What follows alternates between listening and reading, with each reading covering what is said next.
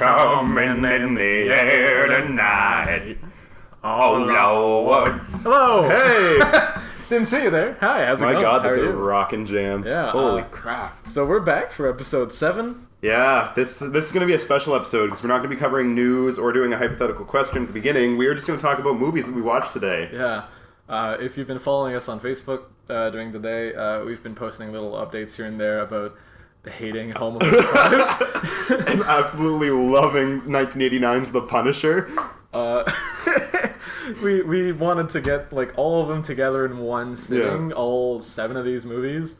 7? 6 of these movies. 6. But we don't have time for that, so we're doing them 2 at a time. Yeah. We're gonna be doing another 2 Punisher movies next, followed by the 2 Hitman movies. Mm-hmm.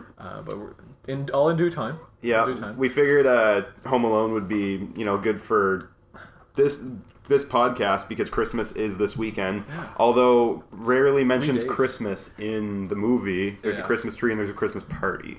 Yeah. And then there's Christmas Day. It just happens.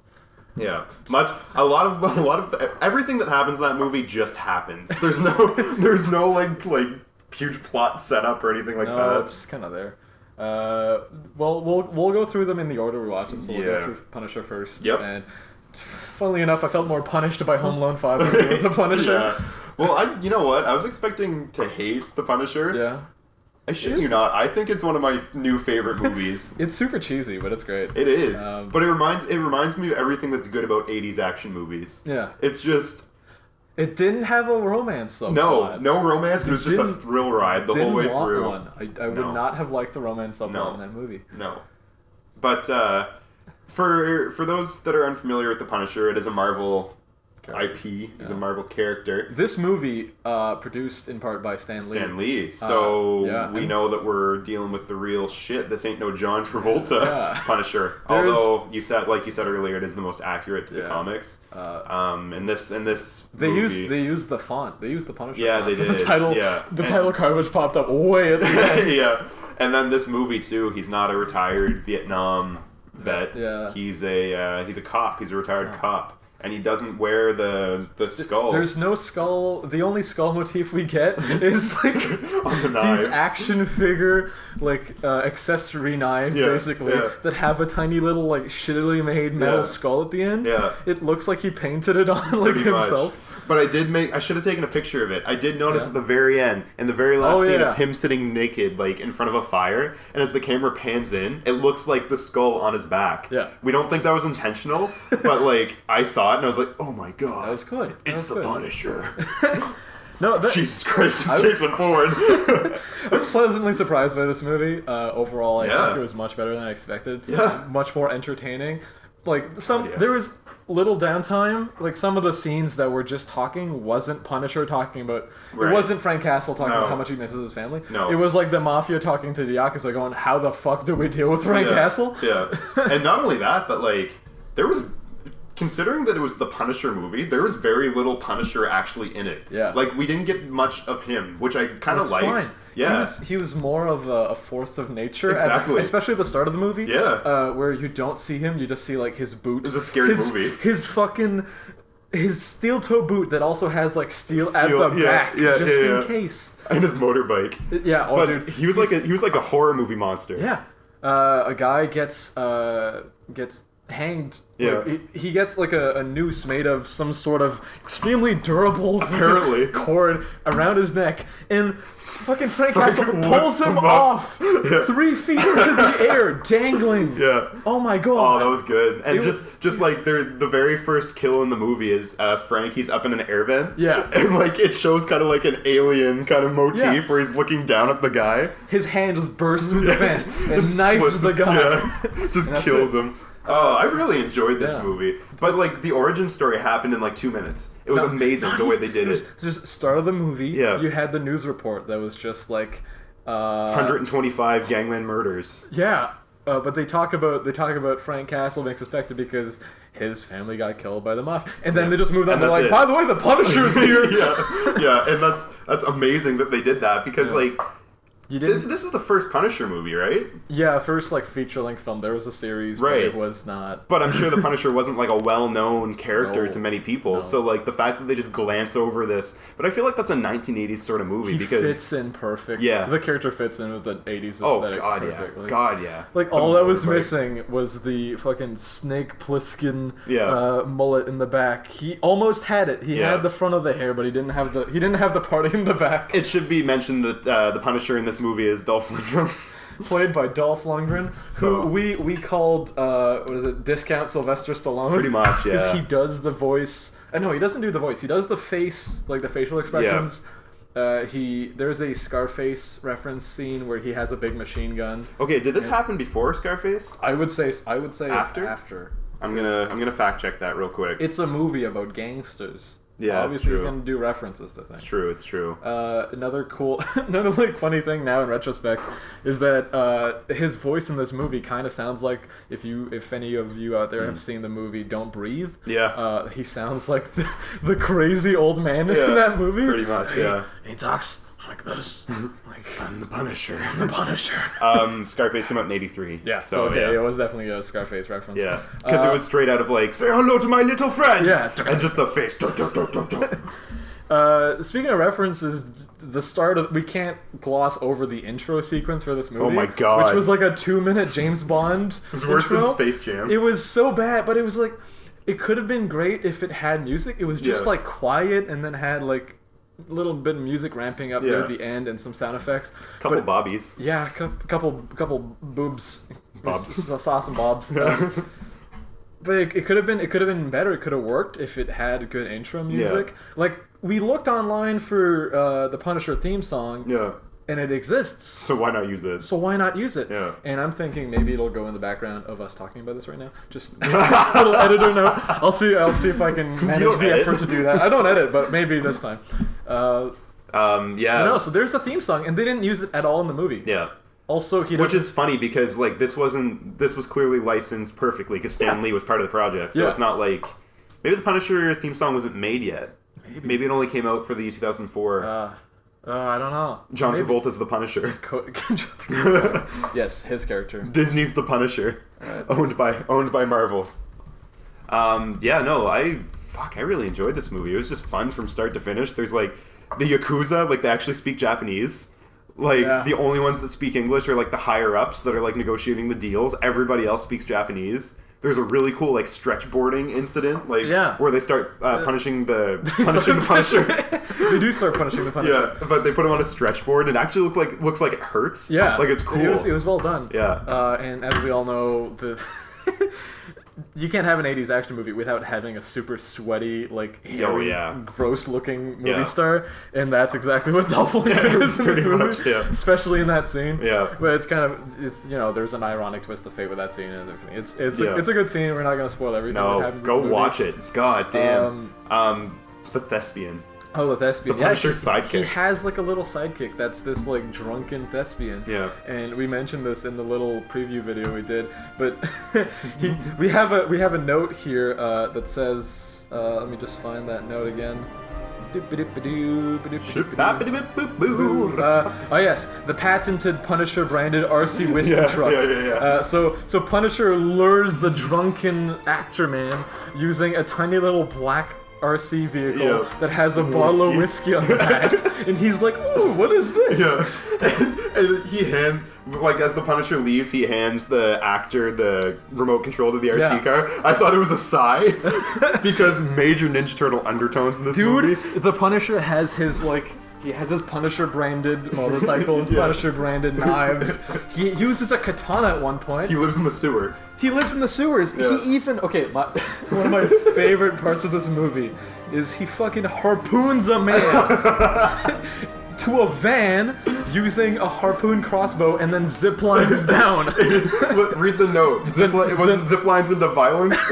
The note is word for word: harpoon a man to a van to zip line to violence. Yeah, it should be stated too that ziplining into violence was like the Yakuza versus like the mob was at that point, the mafia, the Italian mob, and I quote in verbatim, the Italian mob bought 600 kilos of junk. Pure junk. Pure junk. Pure junk, which we were wondering what that was. We were thinking like heroin, cocaine, something. No, turns out it's dope. It's just weed. It's just 600 kilos of weed. It's straight up weed. I know it's the 80s and the war on drugs is at like a peak, but it's kind of hilarious looking back almost 30 years later. 600 kilos 600 of dope. kilos of weed. That's like what you can just go to, like, Colorado. You can just go to Colorado and find that just hanging out.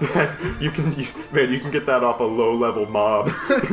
You just kill it and it drops it. Another cool thing about that scene is, well, not cool, fucking weird. The weaponized sea urchins. Oh, yeah. The Yakuza have this metal ball with spikes on it. It just looks like a tiny sea urchin made of spikes.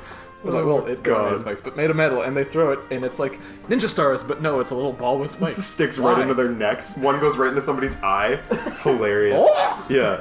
Yeah, the Yakuza was really cool because they were like frogmen when they came out of the water. They're all wearing like almost leathery looking. They look like Snake suits. Eyes from G.I. Joe. Yeah, there you go. And like they come out wearing those scuba suits and they just start wreaking havoc on the poor friggin' Italians.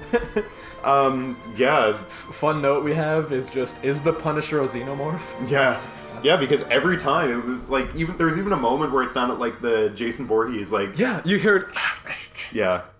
Yeah. Like it was really surreal to be watching this movie. Why don't you just go through the notes we have there and we can talk about them? Well, we went over world's shittiest James Bond intro. Yeah. Family got killed, obviously 5-second intro. Yeah. Is the Punisher xenomorph. They blew up, quote, a White House, quote unquote. This huge mansion, and the Punisher standing in the doorway as it explodes. Yeah, and as a practical explosion, it was really nice. It was really well done. Super cool. It was cool. The whole house exploded. Yeah. But like, it was like a miniature White House. Yeah. But what was funny was before the big explosion, like. The press are running towards the house because they hear all the gunshots and everything, and then the windows blow out in an explosion, and then suddenly the whole house goes up in flames. It's insane. Yeah. Like they kicked it up a notch for this movie. Yeah. Our next little note is don't take shit from nobody, Black Chief, who's actually just a detective. Yeah. We thought, okay, so there's a character in this film who is basically Frank Castle's best bud. Before they were partners. They were partners before he disappeared after his family got killed. But we expected him to be the chief because he tells the reporter it's 2 a.m. Yeah. Fuck off, basically. And I'm pretty sure that's exactly what he says. And he's got like the mustache. He's got the mustache, the attitude, a giant coat. I thought he was a firefighter at first. Okay, his coat is so big, he looks like a firefighter coat. He sits down in the car, and the coat goes up and covers his neck like a turtle. We were like, wow, that's a big coat, and he sat down, and we lost our shit. That was the funniest thing. It was good. What else you got? Oh yeah, throughout the movie I wrote down a couple notes that were awards. We gave out the award for world's biggest jacket to that detective. Yeah. What was his name? It was Jacob, wasn't it? Well, let me double check. Yeah. This whole friggin' movie was just awards for like either shittiest things or best things. It's bad. It's bad, but it's good. It's a good time. It is so good. His name is Jake, so you're close to Jacob. Yeah. Jake Berkowitz. Berkowitz. Yeah. So basically, this Jake guy, like Ollie said, was Frank Castle's best bud and partner back before he became the Punisher. And there's like a really homoerotic scene later on with both of them. There's a lot of homoerotic undertones, especially when Punisher is in prison and he's getting real close to, and Jake is yelling at him, "Let me in!" as he's like holding Frank's mouth. Just let me in. Yeah. So it's not as gay overtly as Top Gun, right? But it's got the undertones. It's not a bunch of sweaty, oiled up men playing volleyball on the beach. No, but it's close. Yeah. We have a little note here that says, "Everything okay? Yeah, katana." Which is when one of the Yakuza is checking in on the other's position during just like they're just defending their base, and right after he says, "Yeah," a katana goes through the windshield, right through him. Because Frank Castle uses katanas all the time. Frank Castle appreciates a good sense of irony. Apparently, yeah. And on the note of the Asians, because I have to use the Asians or even the Orientals, because there's some There's some borderline racist music in this movie. It's like the most stereotypical Oriental, like ching chong ding dong bells and kind of thing. Quing. Yeah. But with 80s like synth too. Yeah. Because like movie had good music. Apart from the Yakuza scenes, the music in this movie is like it's good action movie 80s synth. It's fun. It's a good time. Let's see. Oh yeah, we have a scene where the Punisher, Mike remarked that he looked kind of like Poe Dameron. Oh yeah. So I wrote down Punisher Dameron, which is a horrible pun. The Yakuza are Krampus because they kidnap a bunch of the kids. Killing kids. They're stealing all of the Italian mob's kids because they're basically, the Yakuza and the Italian mob are at war with each other. Watch this magic trick, I'll make your kid disappear. Yeah, pretty much. There was one scene where, like, when one of the Yakuza members were stealing one of the kids, it's just two kids, and they're with, I'm assuming, their mother or their nanny or something, and she's reading them a book, and a bullet just comes flying through the door and just murders her and takes the kids. Oh, man, it was brutal. There was a lone doggo at one point just standing watch. I don't even think that he was part of the movie. No, I think it was just... They were just filming a shot, and there was just a dog hanging out. Yeah. No owners, nothing. Just a stray. So our thing for this is that the dog was Frank. Yeah. Frank was the dog. Yeah. In disguise. He was a good disguise. Yeah. Good friggin' disguise. It was a Hitman movie. Yep. We have another award here. Award for most 80s spandex goes to random white girl who hangs out with the Yakuza. Yeah. So they usually have this in movies that feature like the token Asian character. As like the assassin, like the right hand woman or the right hand man, kind of like in Kingsman: The Secret Service. You have that lady with the blade legs. Yeah, that's super cool. But usually you'll have like, the mystical Oriental or Middle Eastern assassin. Yeah. But no, this one is just some white chick. You had the entire Japanese organization, and you just had like white chick in spandex. Yeah. Who was really good at karate. She was good at karate. She had the strongest earrings that I've ever seen. Yeah. Which is hilarious. Yeah, she'd take them out and she'd stab people. No, well, she threw her earrings and it crucified the main one of the main mafiosos against the wall. Yeah. He wasn't close to the wall. No. But she threw those earrings so much force that he just got crucified. Yeah. So pushed him so far to the wall. We also have government mandated child abuse. I forget where that's from. We were saying because the mafia was hitting the kids. Oh yeah, because at that time you were encouraged. Yeah, you were encouraged to hit the kids. You have sewer motorcycles.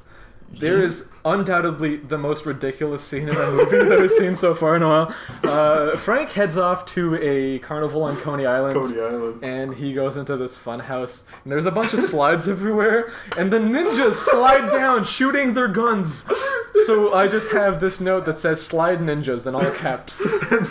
They're sliding down on their knees. They're not on their ass or anything. They're going just down on their knees. Just firing guns. It's like there's like 15 ninjas there. So many ninjas. And none of them hit him. No. But he has perfect aim with a shotgun to take each one of them out. Oh, God. Oh, it's hilarious. Award for most 80s music. Yeah. Award for fakest mustache.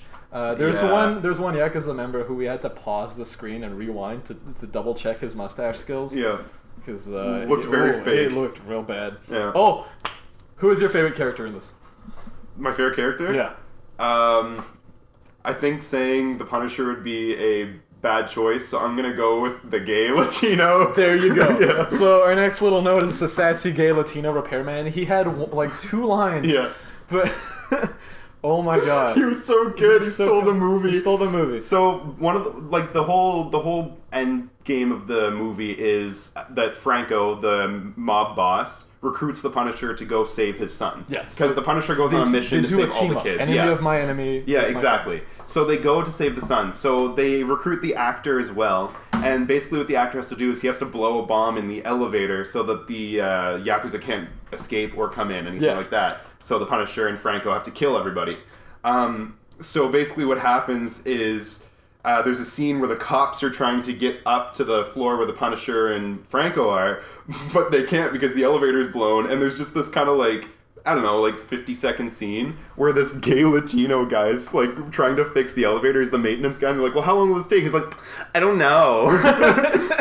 No, he's good. That definitely worth a watch just for him. Yeah, really. He's hilarious. I don't think he's been in anything else since that. We have a couple related, two related lines here. The sweet, comforting Pecs of Dolph Lundgren. Yep. And "You're my son now, Punisher Jr."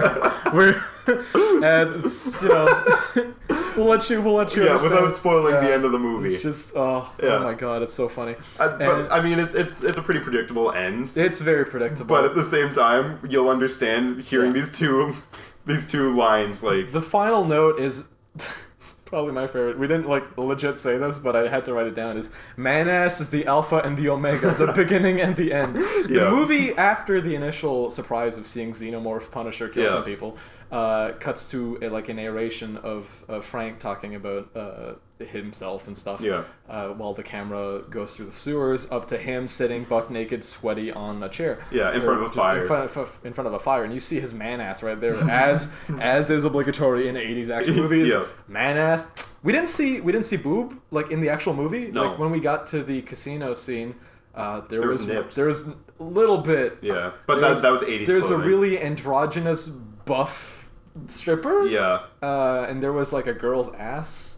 Yeah, that's right. Yeah. But we didn't see boobs. But we did see man ass at the start of the movie. Yes. And the movie ends on man ass. Yes, so man ass is the beginning and the end. The alpha and the omega. Yep. It's just that's what the Bible was talking about. They were talking about Dolph Lundgren's sweaty ass. That would have been a good title too. I like the title that we have. Yeah. That would have been a good title too. Oh god, I loved this movie, man. I had so much fun with this. It was just I don't know how many times something happened and we just screamed. We're like, yeah! It was just a friggin' euphoric ride. I don't have a lot of gripes with this movie. I can't. If this was a really really bad Get Even or one of those really shitty 80s obviously low budget, obviously no idea what they're doing. This was a semi-big budget. Yeah. This is a licensed movie and everything, so they put effort into it, so it's not complete ass. And all the performances are okay. Yeah, and the fight choreography was good. Dolph Lundgren is obviously can't act. Yeah. But but that's fine. You didn't need to. You're just I gotta go and kill the fucking Yakuza. Yeah, exactly. But that's all you needed to do when he did it. But I think all the budget went in blowing up that White House. Yeah, that's true. All the budget went to the explosions. There's a car hits into an extermination van, which leads to an explosion that rivals the fucking explosion at the start of the movie. Yeah, pretty much. In intensity. Yeah. But it's... the fight choreo was actually really good, though, surprisingly. Music was alright. Music was good. I don't know, I liked it. I really enjoyed it. It was a lot of fun. I liked it better than the John Travolta one, to be honest. Yeah. Well, we'll see on a second rewatch. Yeah, I guess, right. We'll have a lot more to talk about with John Travolta, too. Yeah, because... they actually got into Franco's character more. Yeah. And this one, he was just, stereotypical mob boss. Yeah. Pasta pizza. Oh yeah. Oh yeah. Oh, the pizza. The pizza. So one of the characters gets kidnapped. I'm not going to say who. Yeah. I guess they all get kidnapped eventually. But one of the That's true. Literally everybody except the girl, the detective who doesn't. She gets knocked out. We never see her again. She gets knocked out. We never see her again. But everyone else who does something gets kidnapped, which is hilarious. Jake, the Punisher's old partner, he gets taken and he gets thrown, he gets tortured or something. I don't remember what happens exactly. But then how he gets out is he disarms one of the guards, and then one of the mobsters comes in with pizza, and he punches him in the gut and then knocks him out, takes a slice of pizza, eats it, and then walks out. Yeah, that's the most New York thing you can do right there. It was so good. I really enjoyed this. It was fun.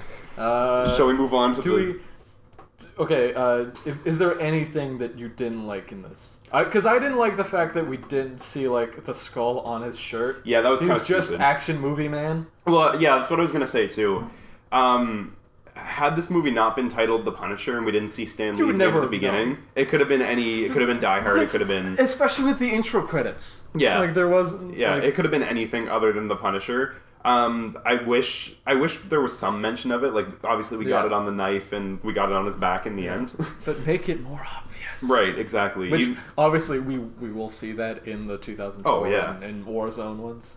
Warzone. Oh, dude, I'm excited for that one. Yeah, no, that did kind of piss me off. I didn't like that much, but other than that, I just thought it was a fun fun ride. Turn off your brain, watch some people get shot. Pretty much. Good old 80s fashion. Just straight up like throwing knives to the forehead. Oh, dude. Oh, man. Harpoon to a van to get to violence. Yeah, exactly. Yeah, it was really good.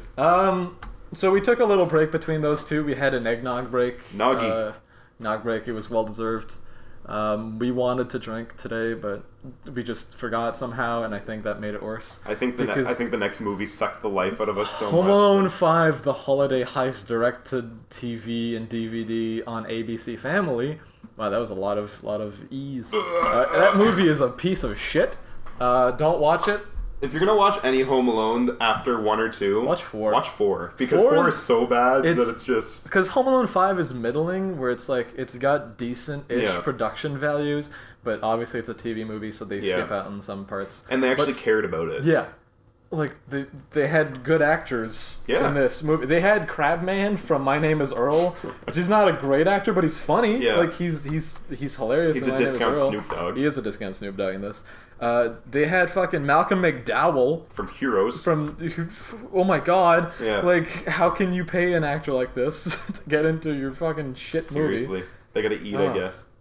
Oh my god. He was Alex in A Clockwork Orange. Oh god. Malcolm McDowell. Wow. And now he was in Home Alone 5, The Holiday What's House. a god to a man? Oh god. How the mighty have fallen. What's a house to a robber? Yeah. So much like Home Alone 4. What is the plot of Home Alone 5, Mike? Okay. Let's go into that. So SparkNote's plot of Home Alone 5 is a new kid, not Kevin McAllister. Finn. Him and his family. His name is Finn. Yes. Yeah. Him and his family move to a new house in an unknown town. They don't really give the town's name. They're from California. But they move into California. But they move into this huge ass house in this new city or town or village. Who the fuck cares? Yeah. You don't see anything other than the house, some shops, and like exactly a different place. No shots of the city. No, really. So anyway, they move into this house. And right away, there's a realtor there who was a ghost. Like she's a fucking gong show. Hot. So yeah, they move in, and there's a hint that this house is maybe haunted or something. So Finn is scared of everything. Finn is terrified of everything in the world. Yeah. So he thinks this home is he's a big scaredy cat. Yeah, he thinks this home is haunted. So Finn is a scaredy cat. His sister Alexis is just the typical bitch sister character. Yeah.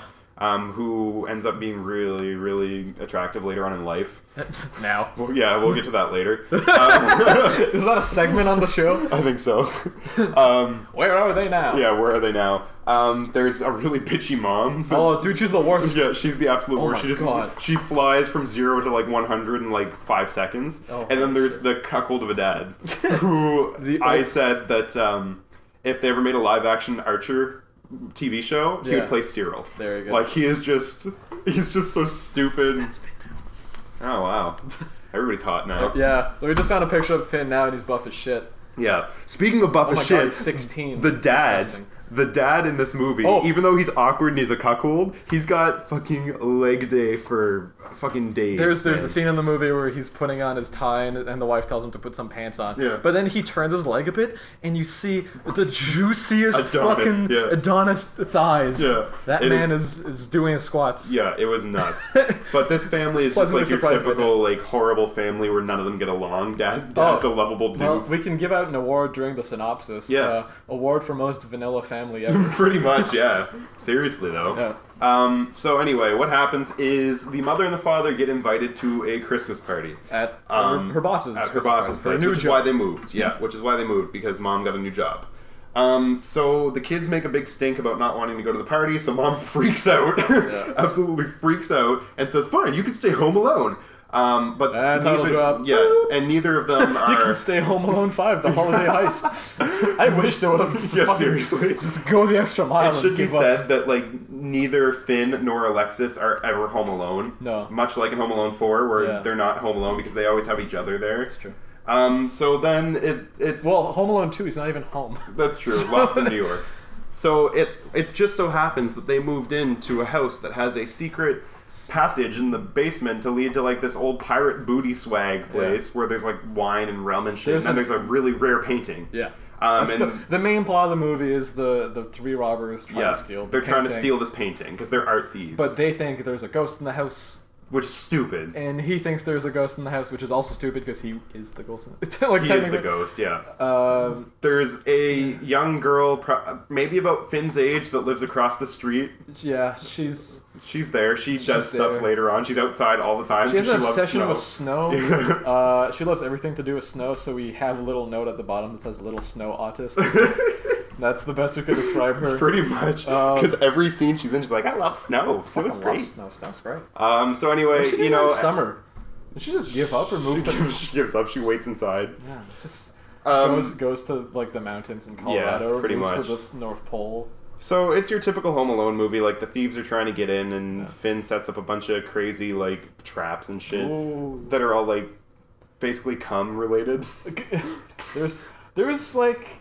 You know, the typical, like, wires and shit to make stuff go off. And there's, like, tar, I think. Yeah. But some water. It's really not really noteworthy traps. Yeah. There's no, like, brick to the face. No, like exactly. in the first one. Yeah. He tries to buy $2,000 worth of equipment. A chainsaw and shit. What was he going to do with a chainsaw? Murder them. Straight up murder them. There's no non-murder uses for a chainsaw. Straight up murder the thieves. To defend your house. Also, there's, like, this subplot with, like... Because Finn is a gamer. So that's how they say that he can make all these traps and stuff, because he's got, like, gamer sense. He plays Robot Infantry 3 on his obviously fake Xbox with, like, knockoff controllers. Yeah, exactly. It's... So there's this, like, subplot where he plays with a guy named Captain Overkill, and we meet Captain Overkill about halfway through the movie as the art thieves are coming.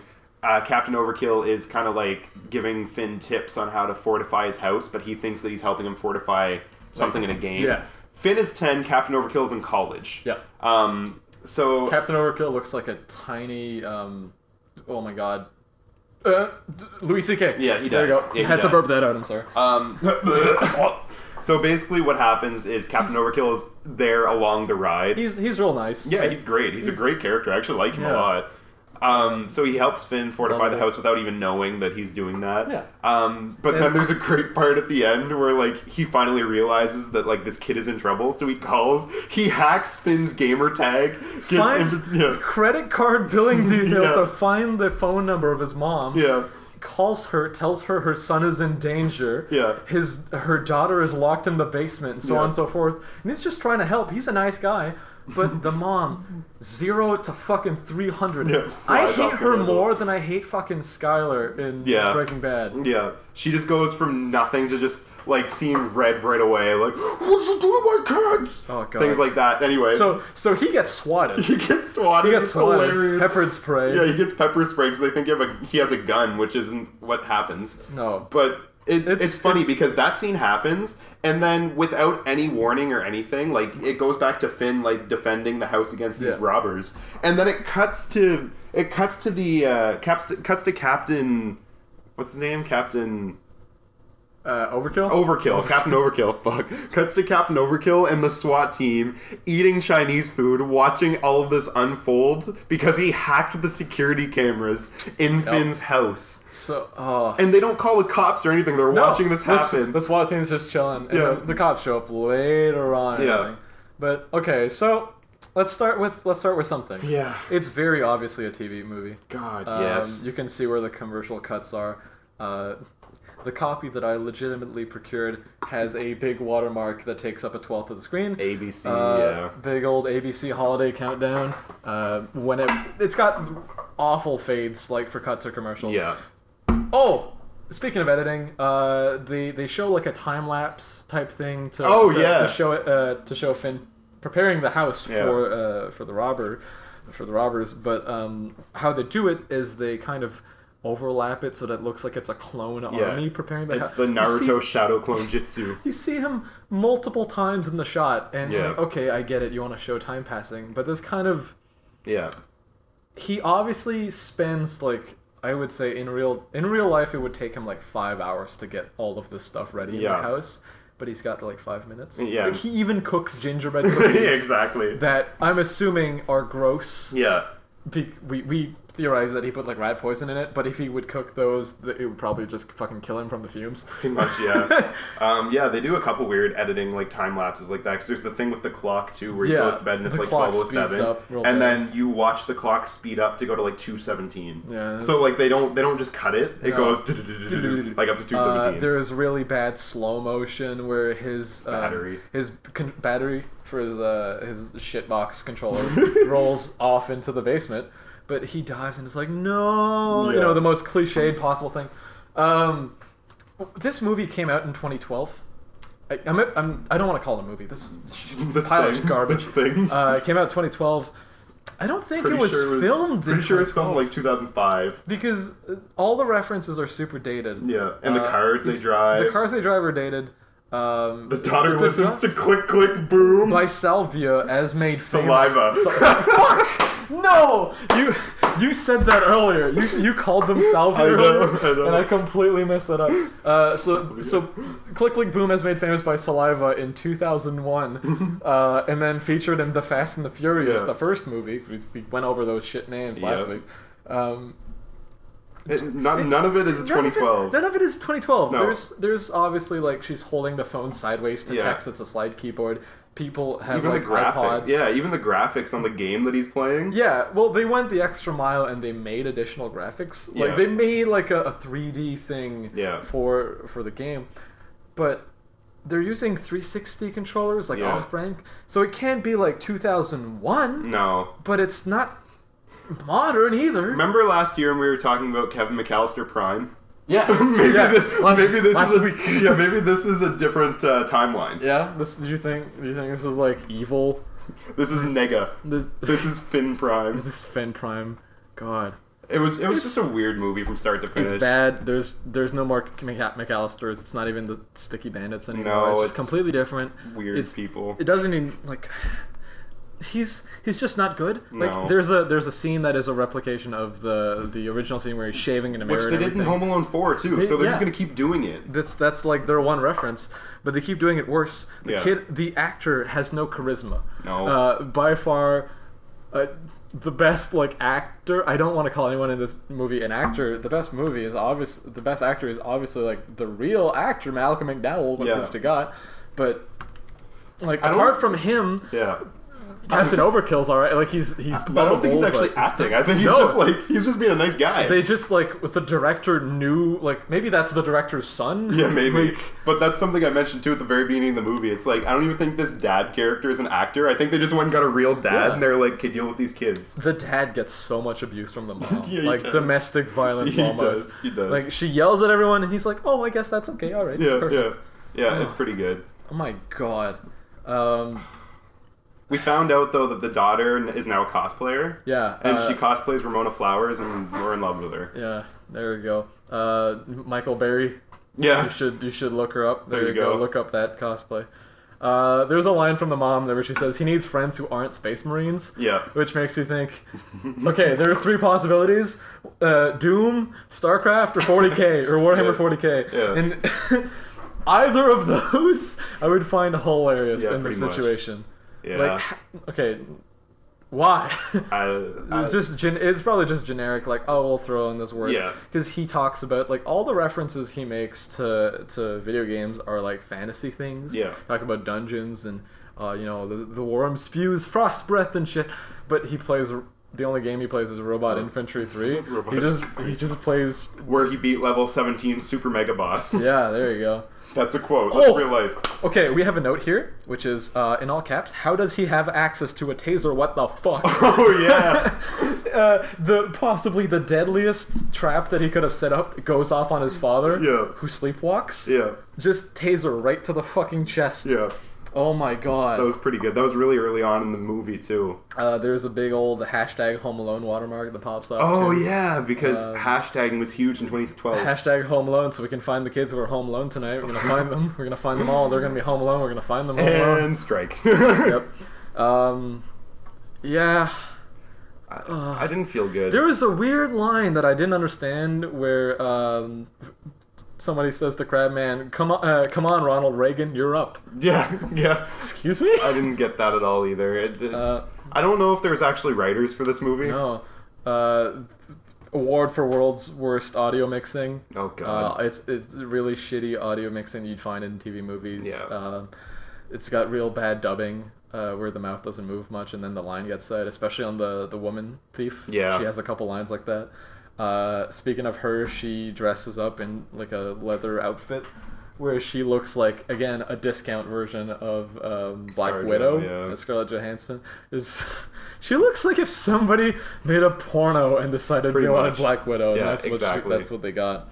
Yeah, it's just... This whole movie is just a discount There was one good line, which was "Kids invited, teenagers endured" on the poster for the office party.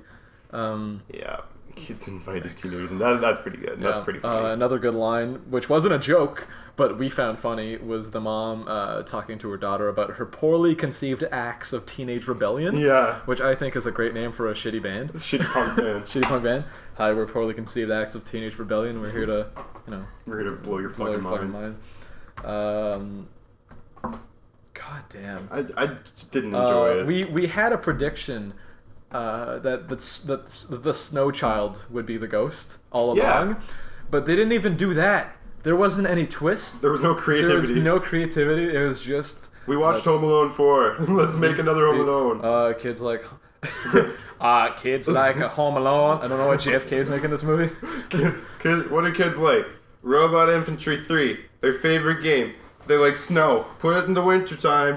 And what else do they like? They like Heroes. they like magazines. The girl ends up... Okay, there's a fucking dumb continuity joke where the mom says... The mom is talking to the daughter, and the daughter's like, "Oh, I'm reading." And she's like, "Oh, you're reading, huh?" And she's like, "Yeah, it's a magazine about lipstick." It's not War and Peace, but at least I'm reading. Yeah. And then she gets trapped in the basement and finds a fucking copy of War and Peace and starts reading it. And she's like reacting to it. She goes, yeah. Oh. And have you read any of War and Peace? I don't want to.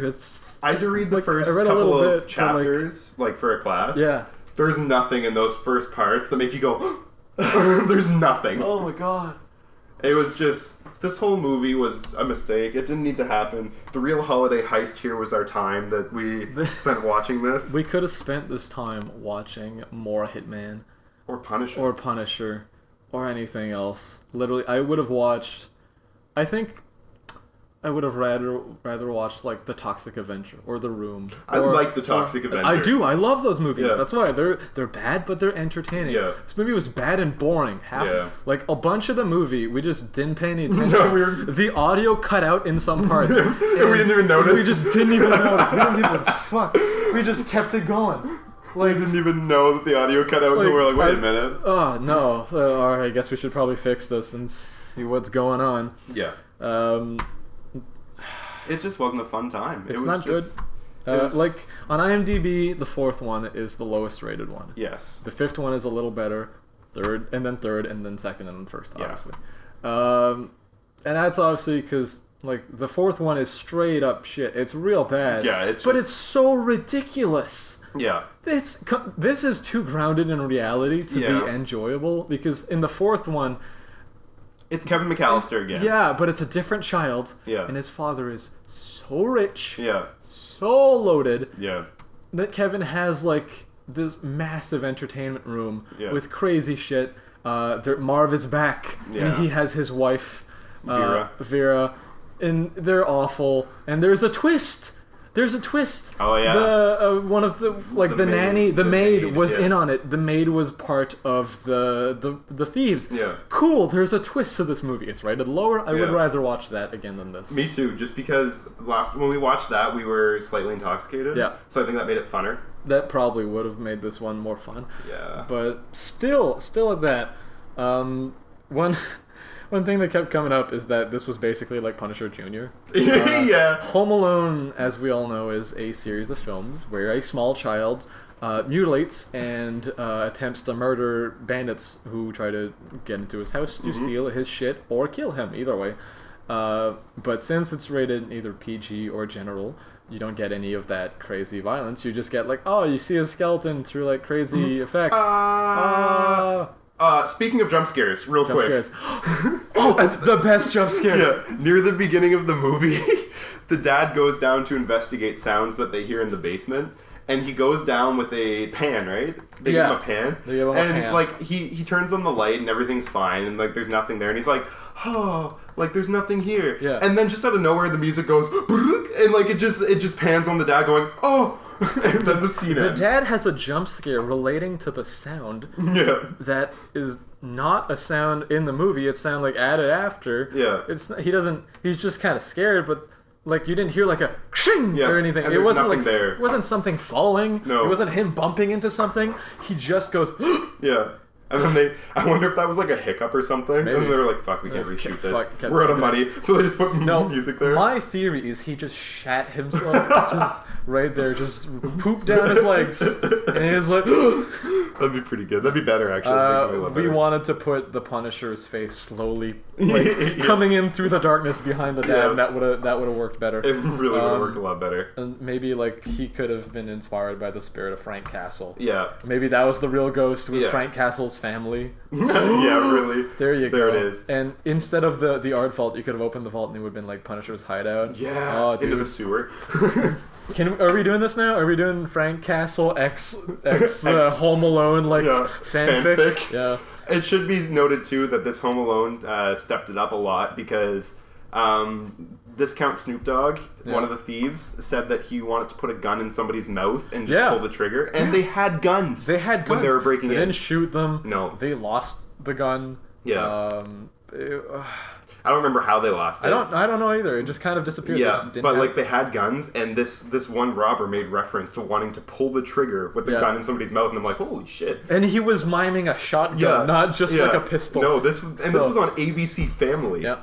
But whatever, the kids in 2012 are a lot more hardcore. Do you think the kids in 2012 watched this fucking movie? No kids ever watched this movie. That's why it's like rated as a fucking joke on IMDb. You go to the user ratings, they're just like, why? All of the discussion threads are why? What? What is this? Why?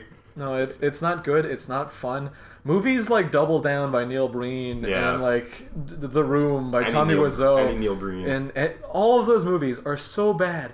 They reach like Zen bad and get to the new level where it gets good. Yeah. Where movies like Sharknado try to kind of miss the point because it's intentionally bad. Yeah. But you get those movies where people legitimately believe in what they're making, and what they're making is garbage. Yep. But then it comes out and you're like, this was fun. This was fun. That's something I love about movies, is that you can't have that experience with music. No, exactly. You can sort of have that experience with a book, but it'll take you longer to get through a 200-page shitty book than it'll get you through an hour-and-a-half shitty movie. Exactly. You're not going to put the effort to read Dinosaurs Ripped My Bodice, number 4, which you can find on Amazon probably. Sorry, I'm just checking the director. What else he directed? My god. Oh. Please, no. Tell me this isn't true. Shocking revelation. Directed by... okay, the director's name is Peter Hewitt. Yeah. He directed one of my favorite movies of all time. Oh, no. Bill and Ted's Excellent Adventure. Oh, my God. Yes. He directed Bill and Ted. He also directed many episodes of Tales from the Crypt in the 80s. What makes a man go from that to this? He directed Zoom, the shitty Tim Allen superhero movie.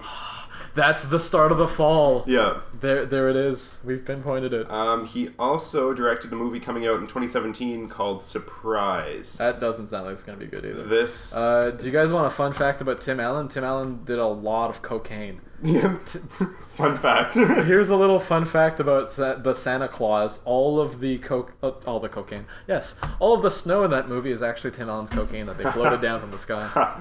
I'm just going to read you the quick synopsis here of Surprise, his movie coming out next year. Yeah. Mike purchases a faulty camera on... Hey, it's you. Yeah, it's me. Faulty camera on the cheap to record his girlfriend's surprise birthday party, only for it to stick on recording and capture a series of hilarious and at times cringeworthy secrets from the unwilling guests. Oh my god. So it's going to be shitty. I'm expecting that movie to be like found footage. There's the poster. Okay, the poster looks like shit. Beware, the camera never lies is the tagline. Okay, here's the quick... Let's see if we can find a quick synopsis of Home Alone. Okay, in the best reading voice. Yeah. When the Baxter family relocates from sunny California to Maine, 8-year-old Finn Baxter Wait, 8-year-old? He said he's 10 in the movie. He does. That's not in the synopsis. That's me being surprised. 8-year-old Finn Baxter is convinced the new house is haunted by notorious gangster/bootlegger Jimmy Deadleg Gravano, who passed away inside the residence while being asphyxiated in his own bed. Terrified and stricken, Finn decides to set up traps to capture his Christmas spirit, which proves to be useful against 3 bumbling art thieves, Malcolm McDowell, Debbie Mazzar, and Eddie Steeples, who target the household in search of a highly valuable painting previously owned by Gravano. Now, home alone with his sister, Jadelle Furland, while his parents are stranded across town attending a holiday party, can Finn acquire the courage to protect his sister and domicile while matching wits with a trio of determined thieves? The answer is yes, because they're all fucking idiots. Yeah. I can't handle how some of these actors were in it. Like, we mentioned some of the actors, like Heroes and My Name is Earl. Malcolm but I'm just looking at what... Yes, that's their name. Yeah. I'm looking at the movies and TV shows that the sister was in. Yeah. Her name is... Jadelle Furland. Yeah. She was in Cabin in the Woods. Yeah. Which was oh my god. Really good you know movie. What's funny? The mom in this movie, Ellie Harvey, was also in Cabin in the Woods. Oh, wow. Yep. She also was in Happy Gilmore. Oh yeah, that's where she's from. Yeah, there you go. Okay, so the sister is also in Dark Matter, which is a very good show on Space right now. Yeah. She plays 5. And fun fact about the sister, she voices the little sisters in BioShock. Oh shit! Yeah. Wow. That's and sweet. She what else did she do here? She's in Twilight. She voiced the little sisters in BioShock. She's in Stargate. She's in Blood Rain. Like the games or the Vayball movie? Oh, okay. Silent Hill, she was in that movie. Wow. Supernatural, she was in a couple episodes. Hot so, damn. like, these are actors that have actually done things. Yeah. Well, Malcolm McDowell, Yeah. very famous for playing Alex in Clockwork Orange. Like, that's a big fucking role right there. That's an iconic, classic movie. So she also just won an award. She won an Emmy for Dark Matter. Good on her Yeah. for moving on up away and as far away as possible from fucking Home Alone 5 Holiday Heist. So now she went from a shitty straight-to-TV movie to shitty space straight-to-TV shows. Yeah. I like Dark Matter, though. Dark Matter and Killjoys are fucking good. Well, it's better than fucking Home Alone 5. It's better than Home Alone 5. Do you have anything else to say about this shit show? Well, I know we're not quite to an hour yet, but... That's alright. We don't have... We can't base a lot of stuff, discussion off of these movies, because the first one we enjoyed, and the second one was just not good, not bad enough for us to find good things. Like, it's obviously a work of some people that just wanted more cash out of the franchise, while still not putting as much effort as they should. Like, they put enough to make it look decent enough to present on TV, but not enough for it to be good, and not as little as you need for it to be as shit as the fourth one. Exactly. It was just in that middle ground where movies aren't bad, aren't good, they're just boring. Yeah. And that's the worst. Yeah. It was, I just have no words for it. It was horrible. It was horrible. I don't want to even think about things anymore. What do you think is going to be our favorite of the two next week? Because we're going to have 2 sessions next week. We're going to watch both the Hitman movies and the other 2 Punisher movies. But of the 2 Punisher movies, which one do you think we'll prefer? John Travolta as a mobster in 2004 one, Thomas Jane one, or the most brutal, violent, excessive Punisher yet in Punisher Warzone? I think... See, I've seen the John Travolta one a couple times, but it's been a while. So maybe if I watch it again... Because it's real campy. It is, yeah. Like, I remember the opening scene where, like, his family's getting killed. Yeah. Is just, like, so stupid. Like, they're at that beach house or whatever. Yeah. And, like, his family's just getting gunned down. There's, like, a super long car chase and everything. And I don't know. I think the 1989 Punisher is the ideal movie. Yeah. Until John Bernthal became Punisher in Daredevil. We need a John Bernthal movie. Yeah. Right now. I just skip. Well, he's getting his own series. I would say skip the series, but they're already they have so much liberty on Netflix. They do. It's crazy. And Netflix, the shows are amazing. Like, Yeah. I love Daredevil. It's a little slow, but Daredevil, Jessica Jones was pretty Karen good. can go die in a fire yeah, for all really. I care. I want Karen to die in an accident. Well, Yeah, that's it for Holiday Heist and Punisher 1989. Yeah. Out of the two movies we saw today, which was your favorite? Punisher. Okay, good. Yeah. I would watch Punisher again in a heartbeat. I'm gonna watch Punisher again. I will delete everything I remember from Holiday Heist from my memory, from my computer, from everything. Yeah. As fast as I possibly can. Good idea. Didn't like that movie. That movie's not good. It's not bad either. It's just shit. It's just boring. It's not good. It's not bad as shit. It's just boring garbage. Yeah. Is what it is. All right. Well, remember to like us on SoundCloud. Give us a subscribe on iTunes. Yeah. I don't think this episode was as entertaining as the last one. Oh, no. No. Last one was our pinnacle. Yeah. But this is a different format. We're trying something new here, trying some movie shit. Yeah, like maybe every now and then we'll watch a couple movies and we'll talk about them rather than just doing news, just to, keep things Spice fresh. It up. Yeah, spicy. We'll just quick little news announcement. Steam sales have started for winter. Rip wallet. Goodbye wallet. Hello games. Yeah. That's about it. Pretty much. Yeah. Merry Christmas to you all. Merry Christmas. Christmas. To all a Merry Christmas. Yeah. Because we're gonna be back before the New Year, probably. We are. That's in 3 days. Christmas is fucking coming up, dude. Shit, dude. I'm not ready. I'm not ready either. And have you wrapped any presents? Yeah, I'm almost done. Nice. I haven't started. I have one right here. Is it for me? No, it's not for you. Who's it for? It's for Mano. Okay, good. I'm gonna look at it. I'm gonna look at it and react. So when she listens, just go. Wow, that's actually good. Yeah. Wow, you did a good choice. I may have gotten something very similar from my girlfriend. Yeah. High five on the mic. All right. Well. All right. Peace, guys. Merry Christmas. Watch Punisher '89. Merry ho ho. Later. Yep.